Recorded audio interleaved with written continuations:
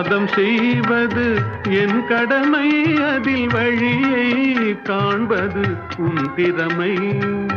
வாதம் செய்வது என் கடமை, அதில் வழியை காண்பது உன் திறமை. கண்டேன் கண்டது நல்ல வழி, அது காதலன் உடனே செல்லும் வழி. கண்டேன் கண்டது நல்ல வழி, அது காதலன் உடனே செல்லும் வழி. சொன்னேன் பல முறை யாசிக்கிறாய், நீ சொன்னதை நானும் யோசிக்கிறேன்.